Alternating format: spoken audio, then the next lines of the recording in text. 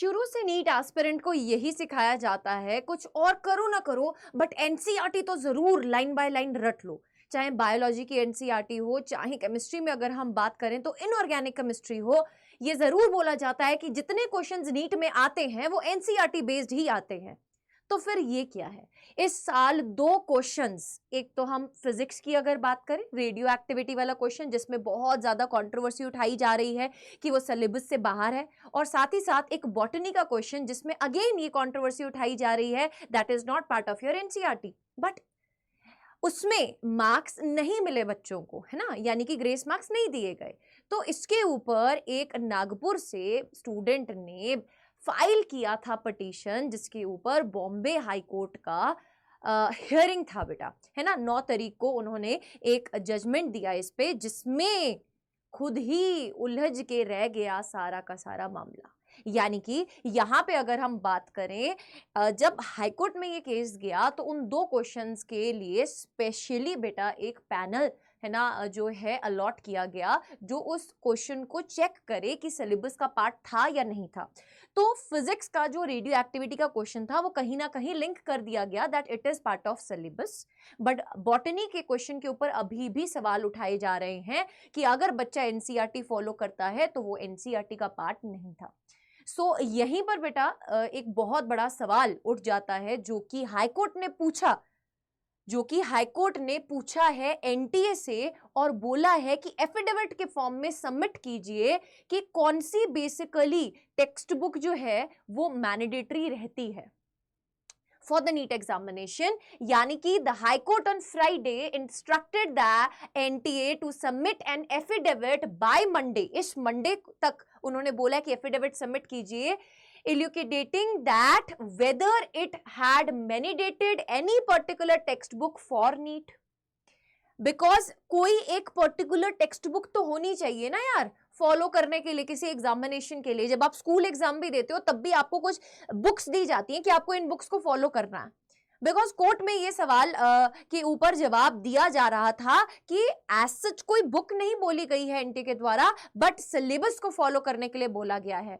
तो एफिडेविट की फॉर्म में ये एनटीए से मांगा गया है मंडे तक कि आप बताइए कि क्या कोई रिस्पेक्टिव पर्टिकुलर टेक्स्ट बुक है जो हमको फॉलो करनी होती है, क्या एनसीईआरटी फॉलो करनी होती है, ऐसा कहीं आपने दिया हो।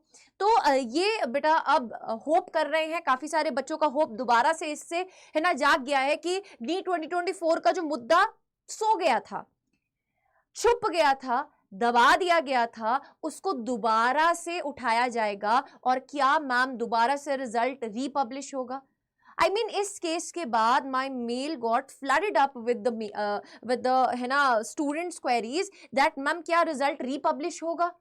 नहीं बेटा, इतना ज्यादा बड़े लेवल पर ये बात नहीं है। ये हाई कोर्ट में छोटी छोटी पिटीशंस फाइल होती जा रही हैं, बट बेटा इन सब का रिजल्ट कतई ये नहीं हो सकता कि पूरे ग्रैंड कंप्लीट लेवल पर पूरा का पूरा जो रिजल्ट है वो रिपब्लिश हो जाए। नो, बहुत कम चांसेस हैं, एकदम नील चांसेस हैं, क्योंकि अब काउंसलिंग भी काफी सारे स्टेट्स का स्टार्ट हो चुका है, काउंसलिंग के ऊपर भी स्टे नहीं लगेगा।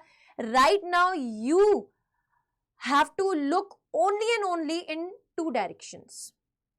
One, to give up for the NEET 2025. अगर आप आगे नहीं बढ़ सकते, आपको ऐसा लग रहा है कि नहीं this was my last year, मैं आगे ड्रॉप नहीं ले सकता, give up. In that case आप कोई और फील्ड में जा सकते हैं। आपको उसमें भी हेल्प चाहिए तो आपको इसी चैनल पे वीडियो मिलेगी, करियर्स अदर देन एमबीबीएस, है ना, स्कोप क्या रहता है नीट एस्पिरेंट्स के लिए, वो वीडियो बनाया गया है।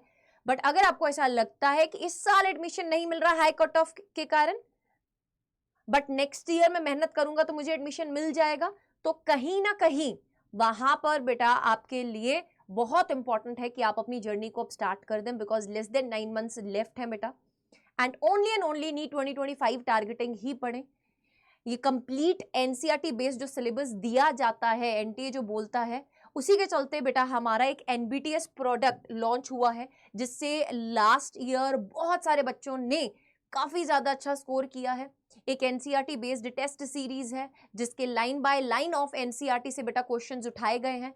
You can come and enrol in this, and ये कंप्लीट किट आपके घर पे पहुंचने वाली है, जिसमें 20 ऑफलाइन टेस्ट रहेंगे, 5 रैंक बूस्टर टेस्ट रहेंगे, जिनमें जो बच्चे अच्छा स्कोर करेंगे वो स्पेशल रैंक ग्रुप्स में ऐड होंगे और उनको पर्सनल गाइडेंस मिलेगी, and that is going to, है ना, make good results, turn into good results for the upcoming year for sure. और इसी के साथ साथ बेटा आपको OMR शीट्स, पेन्स और एक इम्प्रूवमेंट बुक भी साथ में मिलेगी। एंड अगर आप अभी इसको बाय करते हैं, जाकर डिस्क्रिप्शन बॉक्स में links are available, and using the code Preet आप अभी इस प्रोडक्ट के ऊपर 25% का ऑफ पा सकते हैं, और आपको लास्ट 12 ईयर का प्रीवियस ईयर क्वेश्चन का बुक भी इसके साथ बिल्कुल फ्री में मिल रहा है, ये भी आपके घर पे डिलीवर किया जाएगा। So go for it, and this is the ultimate product बेटा, मिश्रण of NCERT based test series, because test series follow करना बहुत इंपॉर्टेंट रहता है। और जिन बच्चों के 600 से ऊपर मार्क्स आए हैं बट कहीं ना कहीं 650 से कम रह गए हैं, तो उनको तो मैं रेकमेंड करूंगी कि you should go for this test series only. आप इस टेस्ट सीरीज को लीजिए और मैक्सिमम से मैक्सिमम प्रैक्टिस कीजिए बेटा, आपको पूरा सिलेबस दोबारा पढ़ने की जरूरत ही नहीं है, ठीक है। So go for it, and don't forget to subscribe to the channel, हमारे साथ जुड़े रहिए। आप 2025 को लेकर अगर तैयारी शुरू कर चुके हैं तो this is the right platform for you. Stay tuned.